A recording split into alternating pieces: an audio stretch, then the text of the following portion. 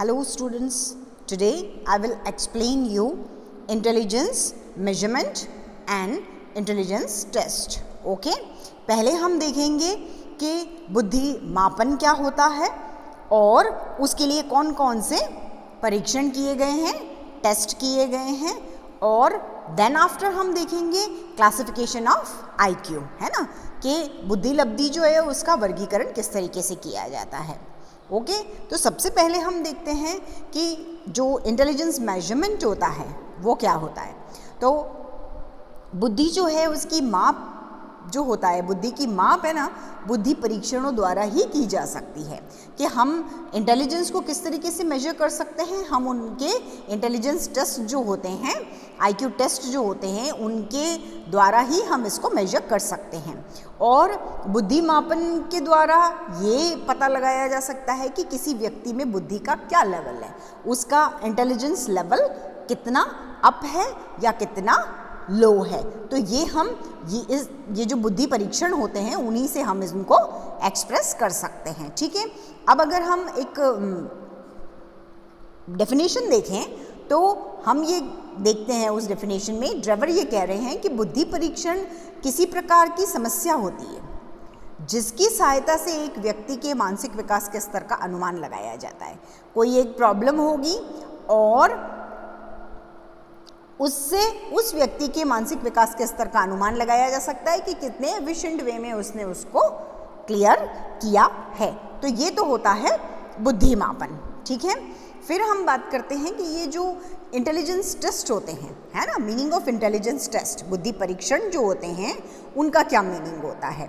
तो इंटेलिजेंस जो है उसको लेके बहुत सारे ऑथर्स जो थे उन्होंने अलग अलग व्यू दिए हैं और उनमें बहुत ज़्यादा मतभेद भी रहा है. क्योंकि कुछ तो इसको जनरल एबिलिटी मानते हैं, ठीक है, कुछ इसे सामान्य योग्यता मानते हैं, तो कुछ इसको एसिमुलेशन मानते हैं, समायोजन मानते हैं. मीन्स नई जो सिचुएशन होती है, नवीन जो परिस्थितियां होती है उसमें किस तरीके से समायोजन किया जाता है इस रूप में देखते हैं कुछ लोग उसको. गॉल्टन जो है वो इसे पहचानने और सीखने की योग्यता मानते हैं. गॉल्टन का क्या कहना है कि किसी चीज़ को किस तरीके से पहचाना जाता है या जो हमारा लर्निंग होता है, लर्निंग पावर जो है, सीखने की जो कैपेबिलिटी होती है, लर्निंग कैपेसिटी जो होती है, कैपेबिलिटी जो होती है, उस रूप में वो इसे देखते हैं.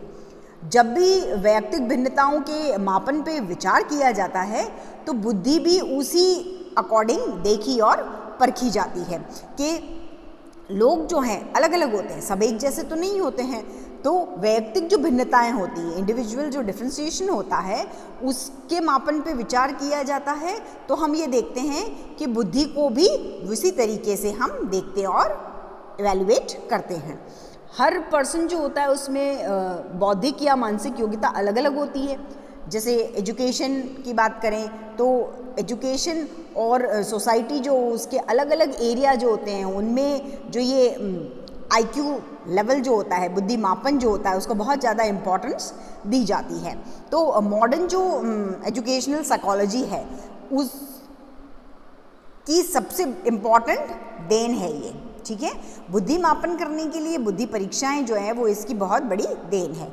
बुद्धि मापन का अर्थ अगर हम देखें तो हम ये कह सकते हैं कि कोई भी बच्चा जो होता है उसकी मानसिक योग्यता का माप करना या ये पता लगाना कि उसमें कौन कौन सी मेंटल कैपेबिलिटी है और कितनी है, मेंटल कैपेबिलिटी है और वो कितनी है. तो हर बालक में इस तरीके की कुछ जन्मजात योग्यताएं होती है और बुद्धि परीक्षा द्वारा वो उन्हीं योग्यताओं को और उनके मानसिक विकास का वो अनुमान लगा सकते हैं. ठीक है, बुद्धि परीक्षा जो होती है, IQ टेस्ट जो होते हैं, उनके हेल्प से उनकी जो कैपेबिलिटी होती है या उनका मेंटल डेवलपमेंट जो होता है उसको हम कैलकुलेट कर सकते हैं, उसका हम अनुमान लगा सकते हैं. ठीक है, फिर हमने यहाँ पे ड्रेवर की डेफिनेशन देख ली है. देन फिर अब हम ये बात करते हैं कि जो नीड है इंटेलिजेंस टेस्ट की वो क्यों है. ओके, कि बुद्धि परीक्षाएं जो हैं उनकी ज़रूरत क्यों है, वो देखने के बाद में हम देखेंगे कि बिने-सैमन टेस्ट क्या है और उसमें अमेंडमेंट किए गए और IQ का फॉर्मूला क्या होता है. टर्मन ने जो IQ का फॉर्मूला दिया देन मेंटल एज क्या होती है और एक्चुअल एज क्या होती है। ओके, इन सब के फॉर्मूले देखेंगे। उसके पहले हम ये देखते हैं कि इंटेलिजेंस टेस्ट जो है वो क्या होता है। ओके, तो उसकी आवश्यकता क्यों है ना। हमने ये देखा कि इंटेलिजेंस टेस्ट का मीनिंग क्या है। देन आफ्टर अब हम ये देख रहे हैं कि बुद्धि परीक्षाएं जो होती है उनकी ज़रूरत क्यों है।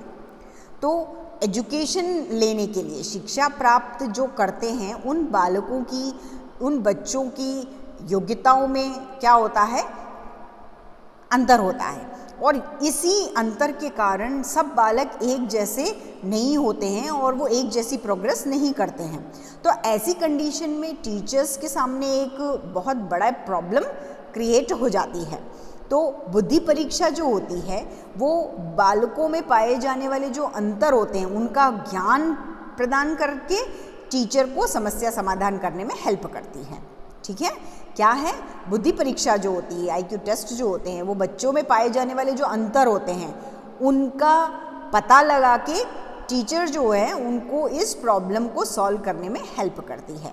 अब यहाँ पे ब्लेयर, जॉन्स और सिम्पसन जो है वो डेफिनेशन दे रहे हैं कि स्कूल में बुद्धि परीक्षाएं जो होती है उनका जो यूज़ किया जाता है वो व्यवहारिक कार्यों के लिए और साधारणतः क्या पता लगाने के लिए किया जाता है कि बालक स्कूल के काम में कितना एफिशिएंट है, वो कितना सक्सेसफुली उस काम को कंप्लीट करता है, वो कितना सक्सेसफुल होता है उस काम को करने में।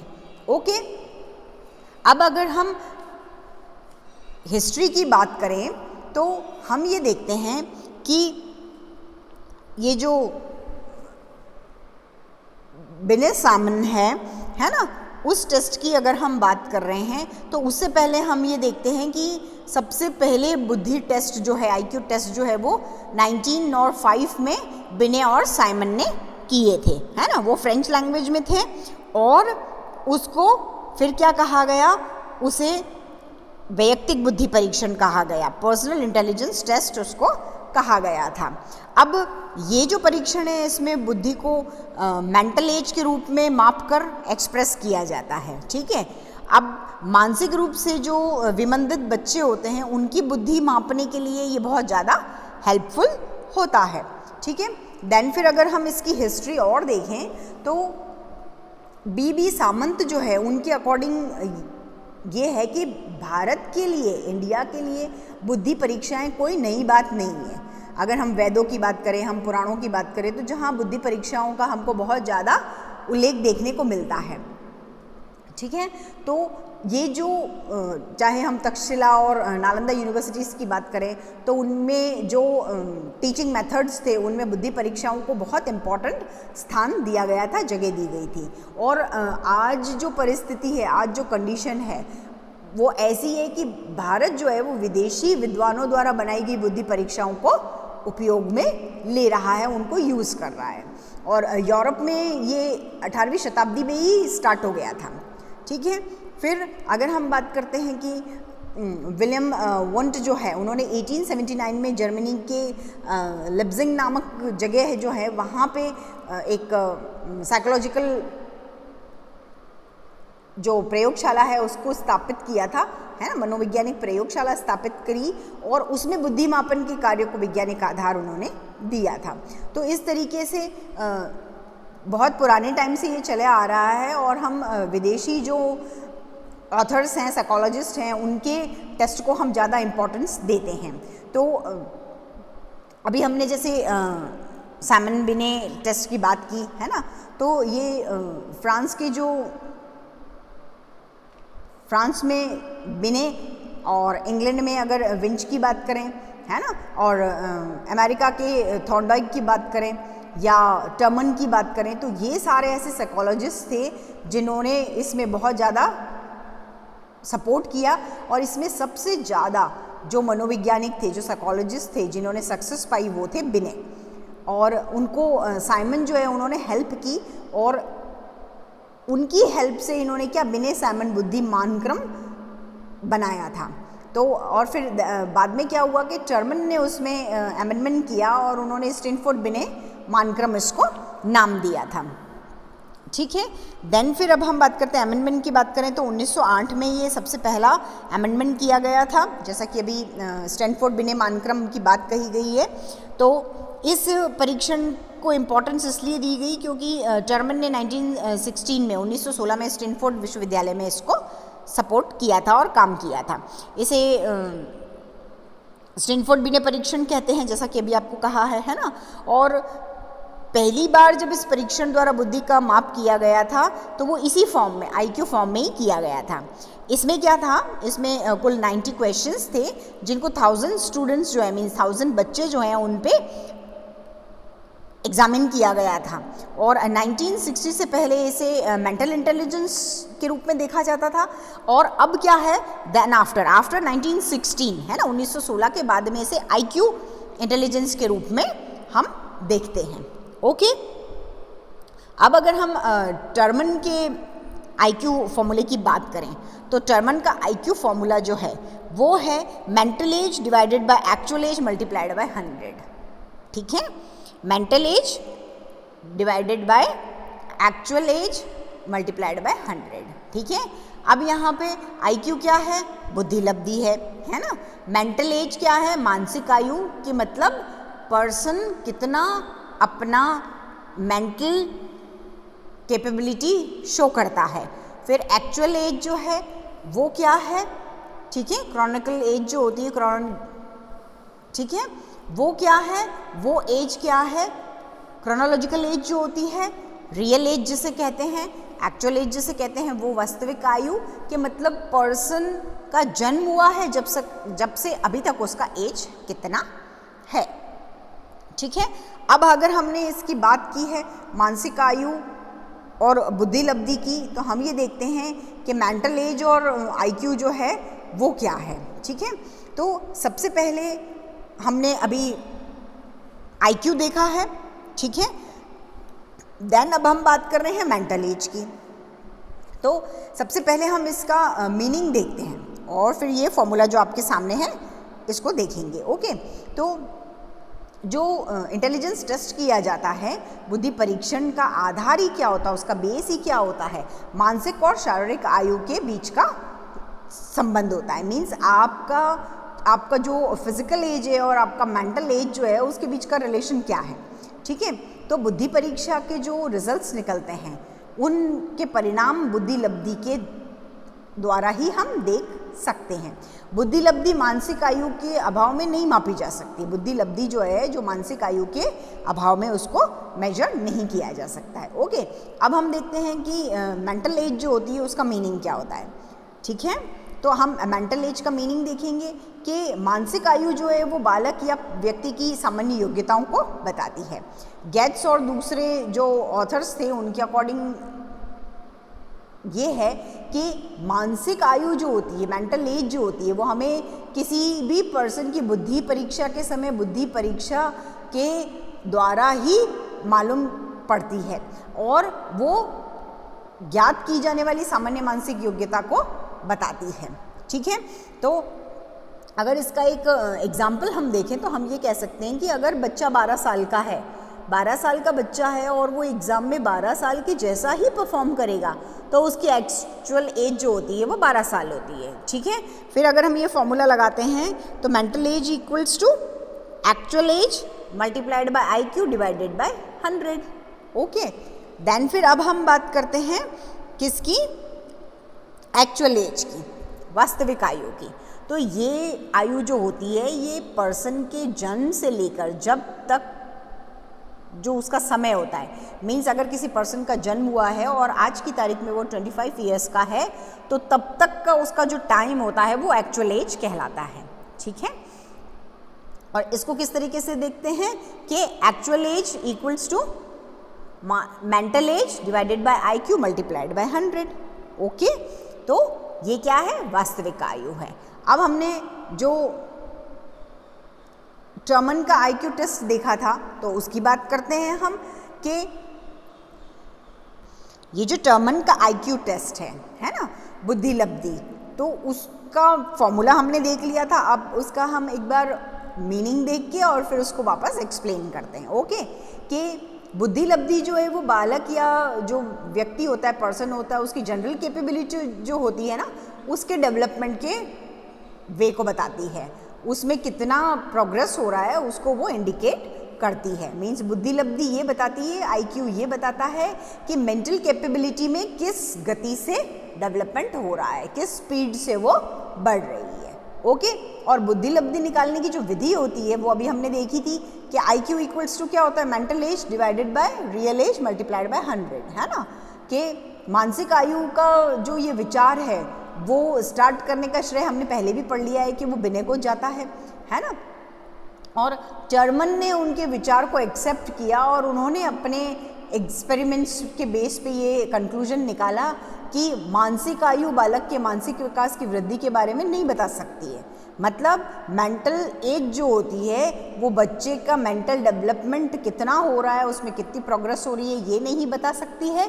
क्यों? क्योंकि अलग अलग बालकों में मेंटल डेवलपमेंट की जो स्पीड होती है वो अलग अलग होती है, सब में एक जैसी तो होती नहीं है।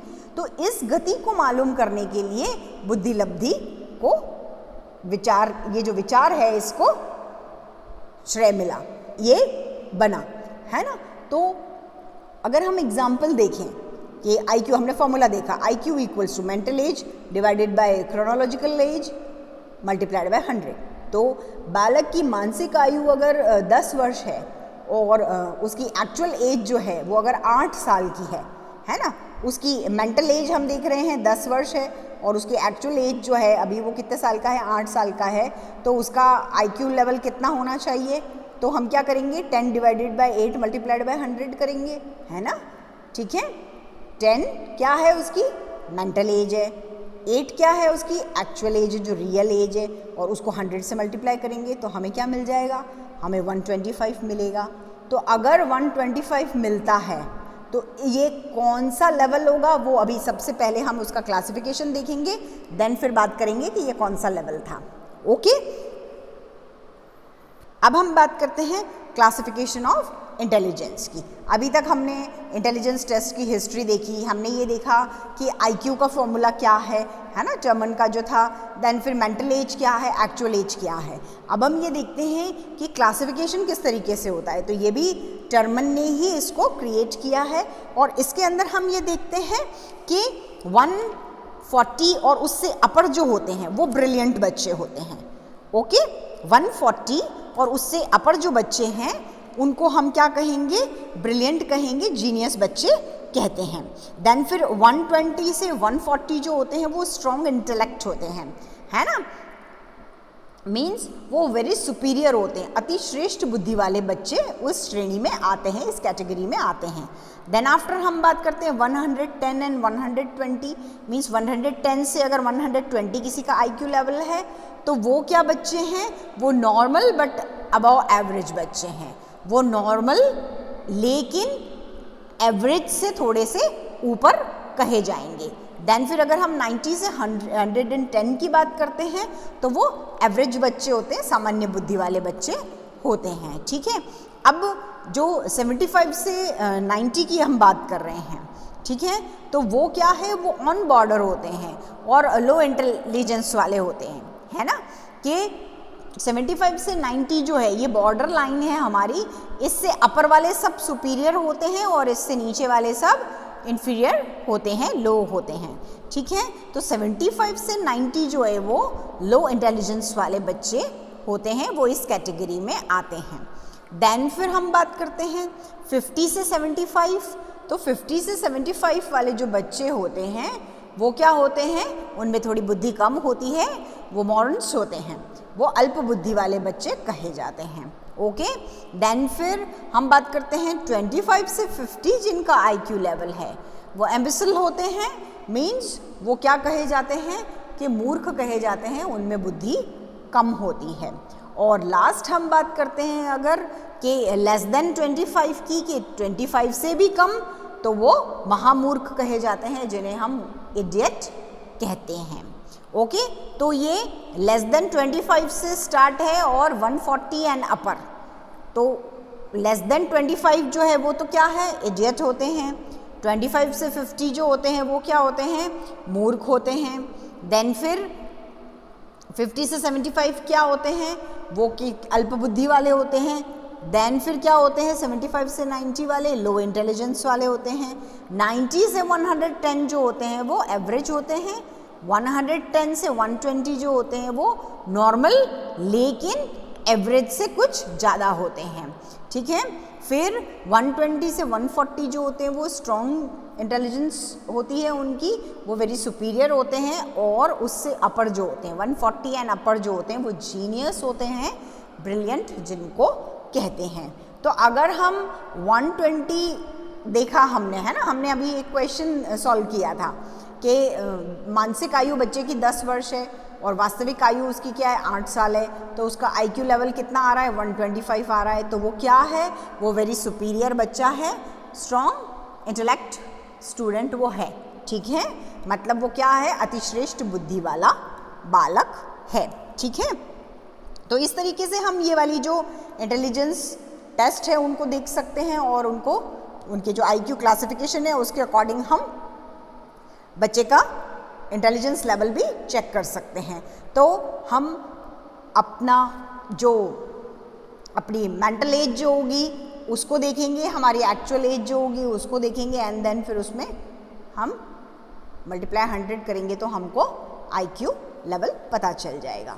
ओके, तो आज के लेक्चर में हमने IQ टेस्ट के बारे में बात की, हमने उसकी हिस्ट्री देखी, है ना, हमने उनका मीनिंग देखा है कि IQ टेस्ट का मीनिंग क्या होता है, उसकी नीड क्या है। हमने जर्मन का IQ फॉर्मूला देखा है, हमने मेंटल एज का फॉर्मूला देखा है, हमने एक्चुअल एज का फॉर्मूला देखा है, राइट।